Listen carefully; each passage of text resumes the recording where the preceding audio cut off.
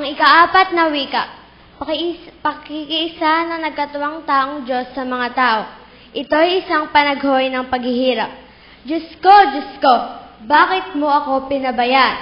Kung ikaw ay nasa kalagayan ng isang taong pinagsamantalahan, kung ikaw ay nasa kalagayan ng taong namatayan, kung ikaw ay nasa kalagayan ng isang taong nagdaranas ng hirap, walang makain at matirhan. Kung ikaw ay nakatira sa isang bansa na puno na mapang-api at walang katarungan, puno ng patayan at nakawan, hindi ba't masasambit mo din ang mga katagang, bakit mo ako pinabayaan? Nang makikita ng hapon, si Jesus ay sumigaw, Eloi, Eloi, lema sabachthani, na ang ibig sabihin ay, Diyos ko, bakit mo ako pinabayaan? Ito ang ikaapat na wika ni Jesus na nagsasabing panathoy